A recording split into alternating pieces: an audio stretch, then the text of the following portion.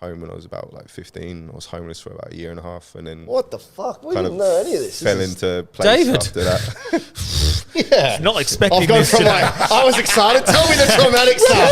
So when does the joke of the week come in the story?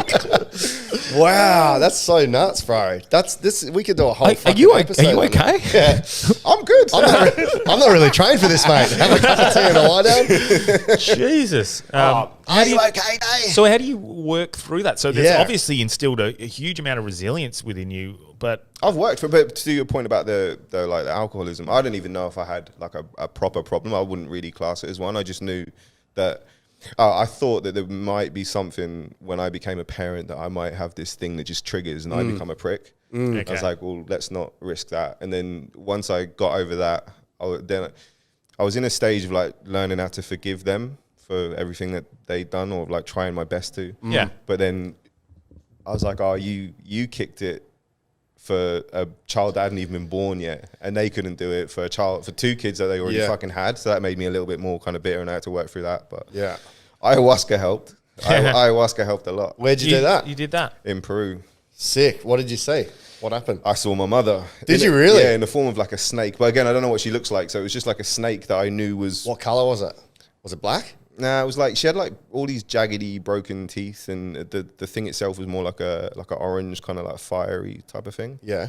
But have you ever done it or? Nah, I saw a snake on ayahuasca, but it was a pain serpent, and it was taking my pain away. Not on ayahuasca, on mushroom, sorry. Yeah. So I was like, imagine if it was the same snake. Yeah. It's the same dimension. Yeah, well, I mean, But who maybe the it was fuck your knows? mum. Who knows? It might have been my mum. She might come and seen you. Yeah. Yeah, But- so tell us about it from start to finish, because we haven't had a guest on that's done ayahuasca. Not ayahuasca. To go full Joe Rogan, Yeah. Yeah. No, I'd like to hear, because this is something Yeah. I'm certainly interested in doing myself. and the fact that it helps people with addiction issues and trauma. Yeah. It helped me with both of those for sure. Because up until the point of doing my last, I did it 3 times, and up until my last time, before doing it, so I was traveling in South America, got to Peru, and found out that this was a thing that people do as like a rite of passage, and didn't know anything about it. Yeah. But I wanted to do it. What because, age were you, sorry? 26, maybe 27. So this is basically pre-Joe Rogan fame, pre-internet, pre-hype of ayahuasca. I wrote an article about it because I was like, it was still a bit of a, while I was traveling, I'd done a bunch of Blogs like and- articles and blogs and stuff. And Yeah. this is one of the first that was published on a thing called Bucket List. Oh, so Branchy's butt. So Yeah. it's probably still out there somewhere. But yeah, so I got to Peru, write that down. and I was just like, oh, this is a fucking amazing sounding thing. But they told me about the whole throwing up and all this sort of shit, and how shitting yourself. yeah. Which I did. I threw up violently the first 2 times. The third time, not so much. Did you do it 3 times back to back? I did it 3 times in the space of about 5 days. Yeah. And beforehand as well, I did the whole no alcohol, no trans fats. Like, you basically just eat like a fucking rabbit. How long for? I want to say like 2 weeks, maybe 3 weeks. Yeah. So not like So a this massive is a prep amount of time. thing. Yeah, They yeah. tell you to do it, or you go to wherever it is. I went to the guys. They told me like, oh, we have a shaman. He'll take you into the primary jungle. So I can't remember how long it took to get there, to be honest. But actually, it wasn't that deep into the jungle, because they had tuk-tuks and stuff around the place. So it was like in a place called Iquitos. That was like the hub in Peru, where it's like the last city before the Amazon jungle. Okay. So it's maybe like a day trip from there into the jungle. Yeah. Well, considering how much deforestation is, it's probably a long way away. There's probably highways there. Yeah. But yeah. Okay. So I went with him, and we do the whole, he starts off in this massive fucking cauldron and reduces it down to this syrup that fits into like half a Coke bottle. Fuck. And it's the most disgusting thing ever. Yeah. But it's crazy because I've never done drugs before or since, really. Is that the ayahuasca that tastes shit, or the cleansing The stuff that tastes shit? it's the actual ayahuasca. The, Yeah. the stuff itself is Because just do you have to have rancid. charcoal and shit like that when you get cleansed? What's the yakking, or is it just the ayahuasca that makes Just you the yak? ayahuasca. Yeah, right. Fuck. Like, it literally just, Makes you it sick. kind of sits there for it feels like too long, because I was like, this is supposed to be the most potent form of DMT like known to man. Yeah. And it's doing nothing. Yeah. And then suddenly, All of a sudden. you just throw up, and then you feel like, okay, that doesn't feel great. Yeah. And then I remember so distinctively thinking that my arms had melted into the floor. That's sick. And all that had happened was because I was sat down, like on the floor. All that had happened, I just slid down to my elbows. But I was like, oh, so I don't have forearms and hands anymore. I went, that's cool, Bob. You just accept it. Yeah.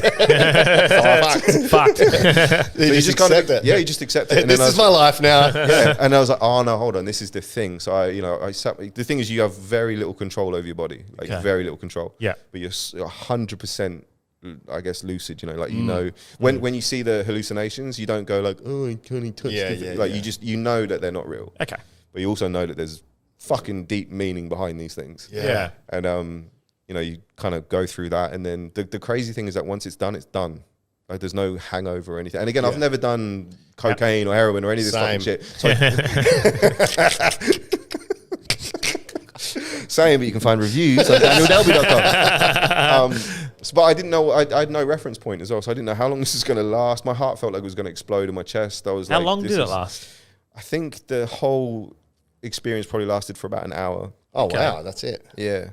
It might have been a bit longer. I mean, this is a long time ago too, but I feel like maybe around about an hour. And then I just remember thinking once it was done, it was, it's like someone just went, okay, it's all gone. Yes. Yeah. Apparently that stuff stays in your system for a really, really long time, like months and months after you've done it. Like you can be detected on your hair and shit. But I was, I felt fine. But so what did you see in that first hour?